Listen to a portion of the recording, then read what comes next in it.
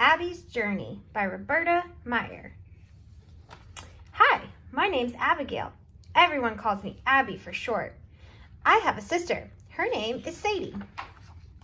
We live in a little house in the country with some very special people. All of us have fun together. We play ball and take walks in the forest. Some days, we even get to go to the beach where Sadie and I run and jump in the waves. Life wasn't always this good for us. When my sister and I were pups, we had no one to take care of us. We had to look for food on the street and in garbage cans. Sadie and I slept in a box and stayed close together to keep warm. One day, a car drove by our box. There was a lady in it. She saw us and stopped. The lady walked to our box, petted us gently, then picked us up. She carried us to her car where she placed us on a cozy blanket. All of a sudden, the car started to move. Sadie and I were kind of scared. We didn't know where we were going, but there was something about being with this lady that made us feel safe. We rode for a while, but then the car came to a stop. Oh no, I thought, what's going to happen to us now? Will this lady leave us? Will we have to find a new box to live in? The lady got out of the car. Sadie and I jumped on the seat to look out the window. Where are you going? I barked. We watched as the lady walked towards a building. Sadie and I were so happy when we saw the lady coming back to the car. There was someone else with her. Our lady called her Maria. Maria had food with her, dog food. She opened the car door and gave us the food. We were so hungry that we gobbled it up. After we finished the food, Maria and the lady took us into the building. It was called the Humane Society. There were all kinds of dogs and cats there. The animals greeted us with loud barks and meows, as if to say, "Welcome." The loudest bark came from a dog named Chocolate. The smallest yelp came from a pup called Duffy, and the sweetest meow came from Shiny, the kitten. We looked around and saw that each of the animals had its own little space called a kennel. It was much nicer than the box where we had been living. Sadie and I looked at each other. Were we going to get to stay in a kennel too? We looked at our lady. We learned that her name was Rosie. She knelt down next to us and we licked her hand. That was our way of saying, "Thank you for being so kind to us." She then opened a kennel door. Rosie motioned for us to go into it. Yes, we were getting our own kennel. Rosie gave us water and we lied down.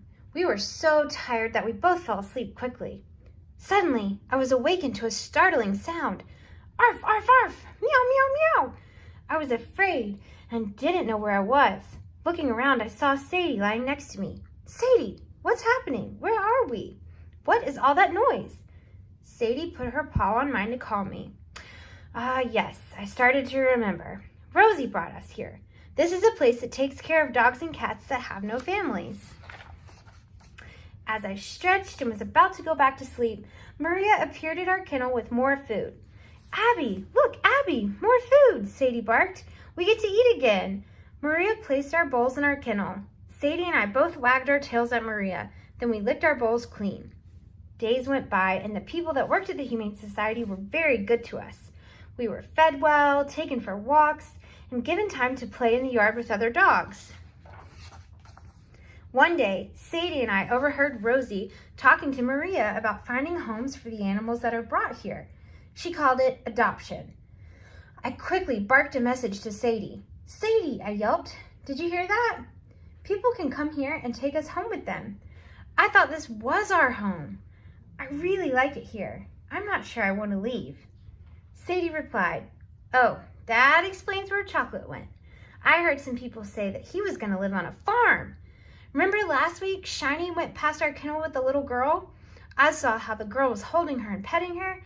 Abby, I think adoption is a good thing." Just then, a door opened. A boy, his mom and dad entered the room where we were. The boy's name was Sammy Brown. I heard Sammy tell Rosie, "I always wanted a puppy. My mom and dad said for my 8th birthday I could get one. Today is my 8th birthday. Here we are to take a pup home." "Wait a minute, son," said Mr. Brown. "We said we would look at dogs to see if there was one right for our family. If we find the right dog, we will talk about taking it home today." The Browns and Rosie walked past the kennels looking at the different dogs. Abby, Sadie whispered. Sammy walked past our kennel and didn't even stop to look at us. He went to a dog that was smaller than we are. Quick, Abby, curl up like me so you look smaller.